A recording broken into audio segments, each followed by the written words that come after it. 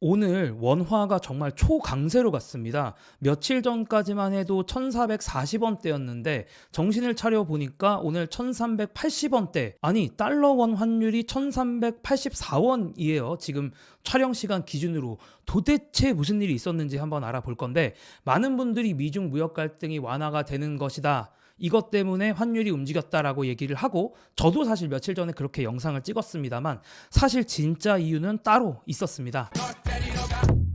참고로 제가 지금 피부 시술을 받은 상태라 메론빵맨처럼 됐는데 양해 부탁을 드리고요. 이렇게 역대급 원화의 초강세 뒤에는 타이완 달러가 있습니다. 아니, 대만이 갑자기 여기서 왜 나오냐, 이렇게 물어보실 수도 있는데, 일단은 타이완 달러가 왜 급등했는지를 얘기하고 그 얘기를 한 다음에 원화 급등 이야기로 한번 이어가 보겠습니다. 자, 그럼 도대체 대만 달러가 어느 정도 급등했길래 이런 얘기를 하느냐라고 할 수가 있는데, 대만 달러는 참고로 32.5였다가 이틀 사이에 29.7로 줄어들었어요. 그러니까 대만 달러의 가치가 달러 대비해서 이틀 사이에 10%가 증가를 했습니다. 그러니까 우리나라로 치면 1,400원이었던 환율이 1,300원이 된 거랑 비슷해요. 10%가 움직인 거니까. 이러한 대만 달러의 초강세 움직임은 이 거래일 동안의 이 움직임이 거의 21세기 신기록이다라고 보시면 될 것 같아요. 자, 도대체 어떤 일이 있었느냐라고 할 때는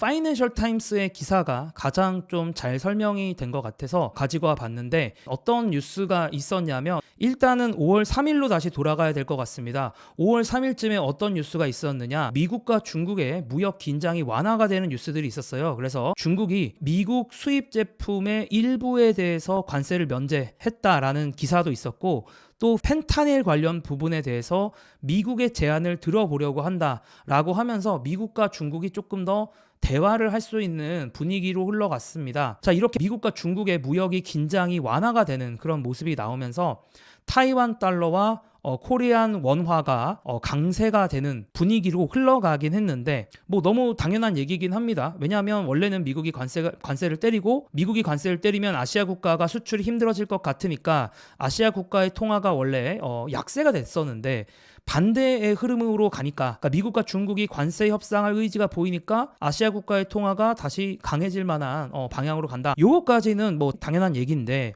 근데 방금 말씀드렸던 이런 완화적인 무드가 트리거가 된 건 맞는데, 이 정도의 움직임은 지나치죠. 진짜 이유는 따로 있기 때문입니다. 그럼 진짜 이유는 도대체 뭐냐? 범인은 바로 대만의 생명보험 회사입니다. 대만의 생명보험 회사, 도대체 무슨 얘기일까요? 대만의 국민들이 많이 돈을 벌고 그걸로 많은 사람들이 대만의 생명보험을 가입하지 않았겠습니까? 이 대만의 보험을 많이 가입을 했는데, 이 보험에 대해서 이 보험회사들이 1.7조 달러 규모의 해외 자산을 축적했습니다. 이게 지금 이제 시계열로 보면 이렇게 나라 되는 어마어마한 달러를 이제 비축을 했고, 대부분은 미국 채권을 샀다라고 하더라고요. 자, 근데 이렇게 달러 자산, 외화 노출이 많은 자산을 사는 경우에는 원래는 해칭을 해야 되거든요. 이제 해칭이라는 게 달러 자산이 많으니까 달러가 하락하는 거에 대비해서 달러 하락할 때 내가 수혜를 볼 수 있는 그런 상품들을 미리 사놔야 되는데,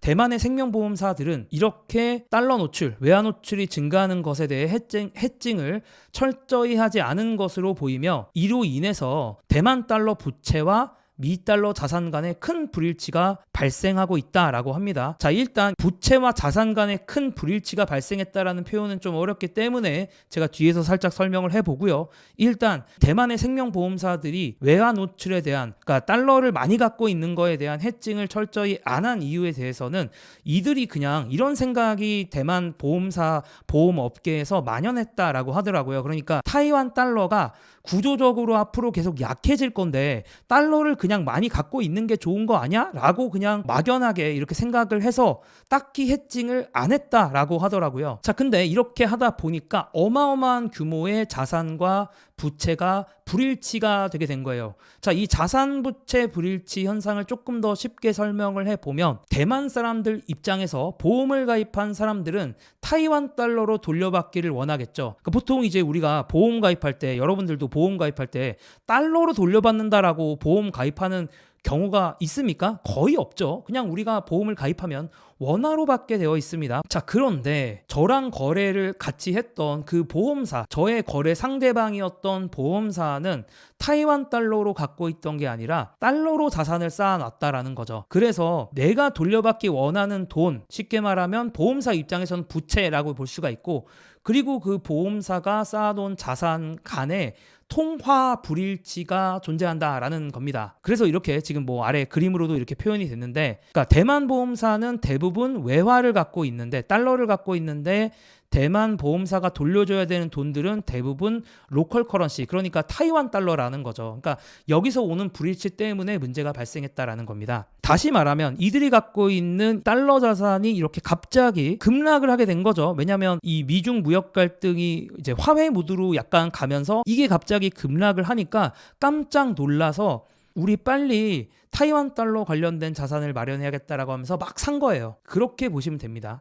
자, 이렇게 해도 이해가 안 가실 수 있으니까 제가 이 상황을 조금 더 풀어서 설명을 한번 해볼게요. 자, 만약에 김단태가 A 보험사의 생명보험을 들었어요. 근데 이 A 보험사의 생명보험을 들 때 김단태가 다칠 때 100만 원을 주기로 했다라고 해보죠. 그리고 계산하기 쉽게 김단태도 그냥 100만 원으로 보험을 가입을 했습니다. 근데 이 A 보험사는 김단태가 낸 100만 원이라는 돈으로 미국 채권을 산 거예요.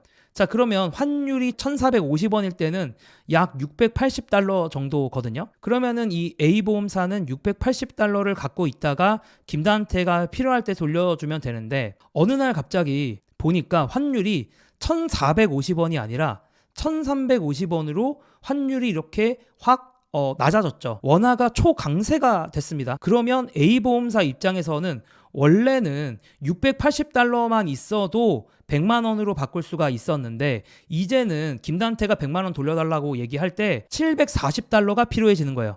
근데 이 A보험사는 680달러밖에 없으니까 큰일 났다라고 하면서 달러 관련된 자산들을 마구마구 팔고 원화 관련된 자산들을 마구마구 산다라는 거죠. 제가 편의상 그냥 원화라고 얘기를 했지만 똑같은 현상이 타이완 달러로 일어났다라는 겁니다. 그래서 지금 대만의 보험사들은 지금이라도 늦기 전에 달러를 팔아치우고 지금 급등하고 있는 타이완 달러나 원화를 매수하자 생각을 하게 된 거죠. 자, 근데 뭐 여기까지는 그렇다고 칩시다. 타이완 달러가 오른다, 이건 이해가 되는데, 그럼 왜 원화는 같이 따라 오르는가? 이렇게 물어보실 수가 있죠. 자, 원화가 왜 같이 오르냐면 타이완 달러의 외환 시장 규모가 너무 작아서 거래 비용이 비싸요. 타이완 달러 갖고 뭔가 외환 거래를 하고 싶은데 거래 비용이 너무 비싸. 왜냐하면 시장이 너무 작아서. 우리도 소형주 투자하려고 하면은 호가창이 이렇게 얼마 없는 경우들이 있잖아요. 그런 거랑 똑같은 겁니다. 그러다 보니까 비용이 저렴한 시장이 필요한데 마침 비슷한 시장이 있는 거예요. 아시아 통화 가운데 그래도 원화 시장은 나름대로 유동성이나 파생상품 시장의 규모가 큰데다가 주요 산업의 구성이 대만과 대한민국이 너무 비슷하지 않습니까? 그래서 항상 원화의 움직임의 방향성이나 타이완 달러의 움직임의 방향성은 되게 비슷했거든요. 그러다 보니까 대만의 보험사나 헤지펀드가 타이완 달러 급등에 베팅을 하기가 어렵다 보니까 타이완 달러 급등에 베팅을 못 하겠으니까 원화 상승에 그냥 베팅을 하겠다는 거예요. 왜냐하면 두 개가 어차피 비슷하게 가니까. 그래서 그런 자금의 흐름이 많이 지금 들어오고 있다라는 겁니다. 그래서 이런 상황에서 그러니까 타이완 달러 때문에 일어난 갑작스러운 원화 매수 물량에 그 다음에 이제 이렇게 움직이기 시작하면 알고리즘들도 같이 움직이거든요. 뭐 추세 추종이라고 해서 일단은 이쪽 방향으로 가면 따라 붙는 돈들이 있고, 또 어떤 쪽은 손절하는 곳들도 있겠죠. 왜냐하면 원화 약세에 베팅했던 입장에서는 손절을 해야 되는 상황들도 있다 보니까 뭐 이런 자금들이 다 가세를 하면서 현재 원화가 초강세다 라고 얘기할 수가 있겠습니다. 그래서 결론을 내보면 단기적인 충격과 변동성은 불가피해요. 왜냐하면 아까도 말했다시피 정확한 계산은 아니고 예측치이지만 대만의 보험회사들이 갖고 있는 자산과 부채에 불일치하는 정도가 상당히 크거든요. 그렇기 때문에 단기적인 충격 변동성은 불가피할 것 같습니다. 다만 장기 투자자라면 개인적으로 이거는 결국은